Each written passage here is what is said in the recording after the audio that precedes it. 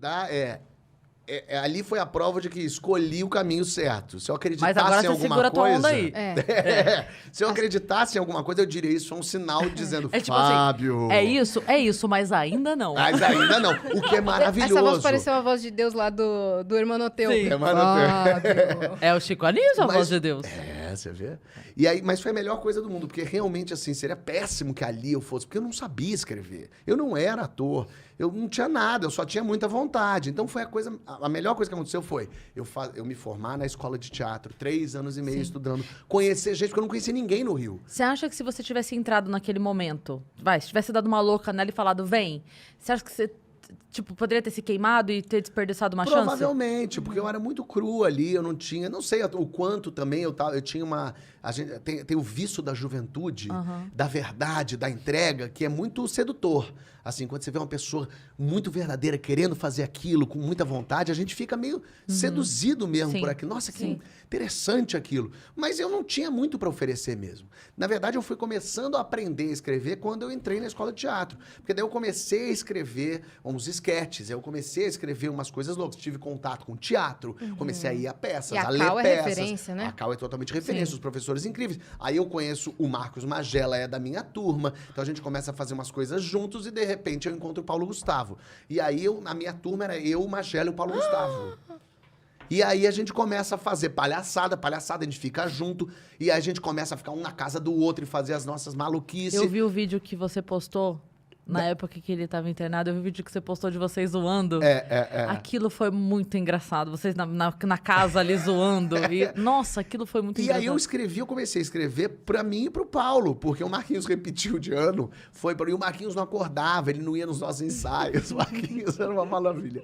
E aí eu e o Paulo comecei a escrever, eu ia à noite, a gente estudava à noite, eu levava os escritos, porque não tinha WhatsApp. Então eu imprimia em casa e chegava lá, Paulo, olha o que eu escrevi pra gente, você é uma advogada com hipocondríaca e eu sou um mendigo, vai.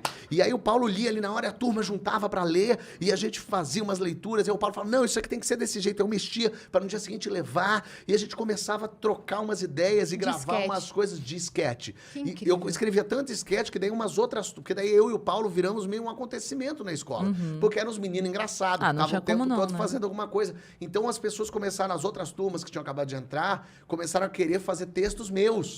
Então eu escrevi uns esquetes para as turmas de teatro. Caramba! E eu era um aluno, então foi um acontecimento. Então isso foi uma maravilha, conhecer essa gente toda. E aí eu me formo na escola de teatro em 2005, com o Paulo, fazendo a mesma peça com o Paulo, fazendo o mesmo personagem. Eu fazia o João Ternura jovem e ele era o João Ternura que estava num limbo. Fiquei até emocionado agora. Porque a mulher era muito... Foi muito esquisito o que aconteceu esse ano. E o Paulo fazia esse personagem, era muito curioso, porque a gente não contracenava, porque ele era eu do limbo, esse João Ternura que já estava num outro lugar. E eu lembro que eles passavam um pelo outro se olhando assim, mas o Paulo era um filho da puta, ele ficava no coxia, e ele ficava me fazendo rir, porque tinha uma atriz que fazia comigo, que tinha uma hora que ela tirava a roupa, e ficava pelada na minha frente, ficava o Paulo atrás, sacaneando. Ela não via, era só me sacaneando. E a gente fazia esse mesmo personagem. Então era muito, muito louco, assim. A gente se forma em março e em maio a gente estreia uma peça nossa que eu fiz com ele, como eu e ele éramos uma dupla, e eu escrevi a peça chamada Infraturas. Eram 8 esquetes, que eram os esquetes que a gente fazia para as pessoas, que a gente já tinha feito em Cabo Frio, tinha um festival de esquetes, a gente tinha feito lá um dos esquetes, que era do Ovo, que foi muito curioso, porque era uma coisa muito louca, assim, éramos nós dois, assim, fazendo um humor, a gente se dava muito, e a gente fazia uma coisa que chamava muita atenção, e a gente foi fazendo esse festival de sketch, as pessoas ficaram loucas com a gente fazendo o Ovo, uma coisa meio maluca, assim, o texto... Vocês funcionavam muito bem. Muito, juntos. e aí eu lembro que quando no final das apresentações todas, eles diziam quem são os finalistas, e aí tinham lá os 10 finalistas, e a gente não estava entre os finalistas, porque a gente era comédia, obviamente comédia jamais estaria entre os finalistas, e a plateia ficou revoltada. A plateia começou, ué, não tá o ovo, não tá o ovo, todo mundo começou, ovo. Aí a gente tava lá do lado de fora, trouxeram a gente, as pessoas, o ovo. E aí os organizadores não sabiam o que fazer. E aí, gente, vocês querem o ovo? E todo mundo, Então então eles estão na final também, todo mundo... E botaram a gente na final daquele troço, e a gente achando uma graça louca, ficando na casa do Marquinhos, que o Marquinhos tinha casa em Cabo Frio, com a família de Cabo Frio, então a gente ficava na casa dele. Ele não via porque ele não acordava. Tipo isso. E a gente ficava lá, então assim... Foi muito louco isso, assim. Então, conhecer essa gente toda, porque daí eu vou formando o meu time também. Sim, as pessoas que eu conheço. Eu acho que isso que é muito importante de uma faculdade, é você fazer as amizades da tua área. Porque os meus amigos todos de São Paulo, que sou amigo até hoje, mas um é engenheiro, outro é advogado, outro é administrador. Que é bom também, humorista conhecer advogado é sempre bom, a gente gosta. Bom. Mas eu não era a minha turma, e de repente eu faço a minha turma. Eu tô no teatro com o Paulo Gustavo, tô ali com o Marquinhos do lado sempre. E conhecendo gente. E quem estuda teatro geralmente é porque realmente vai seguir naquilo. Médio, sabia que não? A gente, na nossa turma, provavelmente 70% um era dentista, um era médico, um era não sei o quê.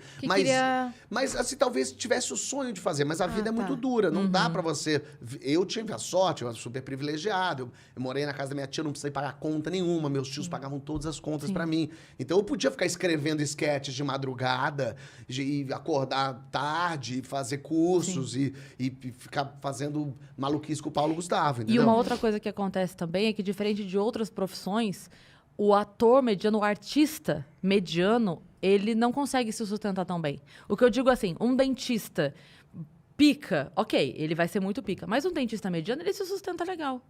O artista é mais difícil se sustentar. Ele Sendo tá mediano, aí. exato, ele vai fazer, mas é muito mais difícil, né? Então, quando você conhece gente, é uma maravilha. É uma porque maravilha. Você conhece... Geralmente, quando eu vou assistir peça, eu adoro assistir peça de teatro, mas 80% de peças de teatro são horríveis. É horrível o teatro. Mas eu amo, eu sento na primeira fila, eu gosto até do sofrimento. E aí, geralmente... É gostoso mesmo, né? Eu amo. Você gosta de ver Open Mic? Como é que é? Open Mic, você gosta de assistir? Eu fico com aflição. Você fica mal, eu fico com aflição. Me dá agonia, mas eu vejo. Mas aí, quando você vê uma peça e tem uma pessoa muito ruim fazendo, muito ruim, não tenha dúvida, ela é a dona do espetáculo. Ela é a pessoa, essa pessoa... Ela se botou ali. Ela se botou, com certeza. Ela que juntou aquela gente, ela que tem o espírito empreendedor. Então eu respeito por aí. Mas geralmente é horrível, a pessoa é horrível. o espírito empreendedor. Porque no fim das contas ela só tem que ir lá lutar pelas vontades e os sonhos dela. E aí eu fiquei 1 ano em cartaz com o Paulo, a gente fazendo um fracasso retumbante, lógico, ninguém ia assistir 2 moleques que ninguém sabe quem são. E aí, mais a gente aprendendo ali, a gente meio junto, a gente meio brigava, e aí ficava meio separado, depois voltava. E aí a gente ficou esse 1 ano em cartaz e o Paulo começou a escrever um projeto chamado Minha Mãe é uma Peça. E o Maurício Sherman foi assistir ao espetáculo e me chamou para escrever para Globo. Então, no fim desse 1 ano que a gente ficou em cartaz, foi quando o Paulo foi fazer Minha Mãe é uma Peça e eu fui escrever para Globo. E aí, os nossos caminhos tomaram outros rumos, assim, lógico. 2006? Isso foi 2006. E aí em 2006, o Paulo começa a ensaiar a peça. Eu fui no ensaio geral, imagina, eu era muito amigo, eu li a peça e tal. E eu fui lá escrever. E em 2006 foi quando eu estava já uns 6 meses lá no Zorra Total, escrevendo Zorra Total, que foi um momento que eu odiava assistir o Zorra Total. Eu achava muito ruim aquilo. Eu não tinha a menor graça, eu tinha até uma raiva daquilo. Mas aí quis o destino falar, você tem raiva, não quer escrever aqui não, minha linda? E aí eu pensei, talvez seja um bom lugar para eu entrar na Globo, ganhar meu dinheiro finalmente, poder exercitar. Porque quando a gente ainda é jovem, a gente tem uma prepotência de achar que a gente é o melhor, que a gente escreve maravilhosamente bem. E foi no Zorra, que tinham ali 25 roteiristas, que eu descobri como escrever em grupo. Como respeitar o outro. Porque quando você acha que você tem a melhor ideia, aí você descobre que tem pessoas que têm ideias melhores que a sua. Tem pessoas que pegam a sua ideia e melhoram ela. Vocês escrevem em grupo pro mesmo quadro? Pro mesmo quadro. A gente escrevia, a gente tinha, todo mundo dava ideias, e aí iam 3, 4 para o mesmo quadro. E aí escrevia Lady Kate, escrevia... Na verdade, quem vai escrever o quadro, ele só desenvolve a ideia que foi tida meio que na reunião do grupo, né? Exato. E aí eu tomava sempre... Eu tinha 21 anos, ali 22. Eu tomava a frente do computador, que eu sempre fui meio metido a organizar as coisas, sempre fui meio produtor. Mas eu tinha uma velocidade de ouvir todo mundo falando e colocando ali no computador as ideias de todo mundo. E fui aprendendo que tem dia que você não tem ideia boa e que os outros têm ideia melhor. Tem ideias horríveis do outro que você não pode falar, mas isso é um lixo. Você tem que... Como é que eu tiro desse pântano a florzinha? Como é que eu